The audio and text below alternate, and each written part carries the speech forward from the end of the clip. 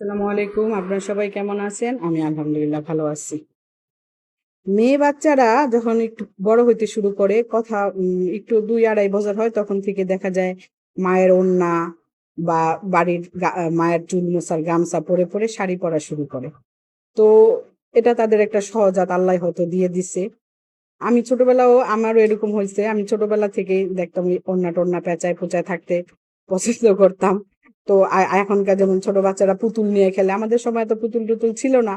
আমরা দেখা যেত ফুলবালিশ, বালিশ নিয়া কাকে নিয়া ওই শাড়ি পইড়া কাকে নিয়া ঘুরে বেড়াইতাম।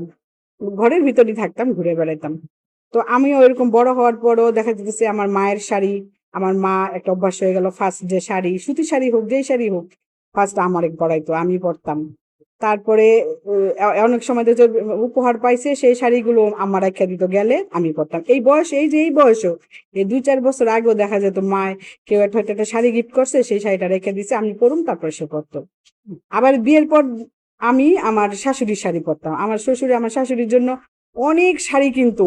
এই ৬টা ৭টা করে শাড়ি কিনতো তার পছন্দের কালার করে। বিভিন্ন কালারে, উজ্জ্বল উজ্জ্বল কালারের শাড়ি আমার শ্বশুরে, কিন্তু সেই শাড়িগুলো সব আমার শাশুড়ি আগে আমারে পরাইতো। আমি একদিন একদিন পইরা পরে এদিক ওদিক ঘুরতাম বা বাসায় পড়তাম, তারপরে সে পরতো। এটা একটা অভ্যাস হয়ে গেছিল আমাদের, আমার।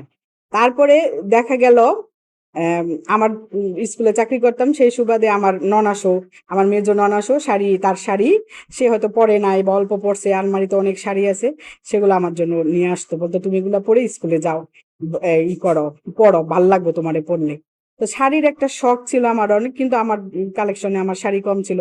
কারণ আমি সারা জীবন ওই শাশুড়ির শাড়ি, ননাসের শাড়ি এগুলা পরি, আমার সময় কাটছে, কালেকশন কম ছিল। তবে আমার মেয়ে এরকম না, আমার মেয়ে কখনোই নিজে শাড়ি-টাড়ি পরে এরকম ঘুরা বেড়ায় নাই। সে একটু অন্যরকম হইছে। তো যাই হোক, আজকে আমার রান্না ছিল ওই যে চিরাচরিত রান্না, রুই মাছ দিয়ে আম সিম আলু। ভাই এগুলো দেখে আপনারা অস্থির হয়েন না। আমি এগুলা এখন সারা শীতে এই সিম আলু, রুই মাছ, কাতলা মাছ এগুলোই খাবো। সিম আলু আর হচ্ছে উস্করল্লা ভাজি, আলু দিয়ে আমার যেটা রেগুলার খাই আমি। আর হচ্ছে আজকে একটু ডাল রান্না করেছিলাম পুঁই শাকের ডাঁটা দিয়ে। আম, ও পুঁই শাক কিনছিলাম, ডাঁটাগুলো রয়ে গেছে একটু বড় বড়, ওগুলা দিয়ে আমি একটু ডাল রান্না করছিলাম। তো খেতে ভালোই লাগছিল। তো এই ছিল আজকে আমার রান্না। রুই মাছ দিয়ে হচ্ছে সিম, আর হচ্ছে আলু উস্তা ভাজি, আর হচ্ছে আপনার ডাল। তো সবাই ভালো থাকবেন, আমাদের জন্য দোয়া করবেন। আসসালামু আলাইকুম।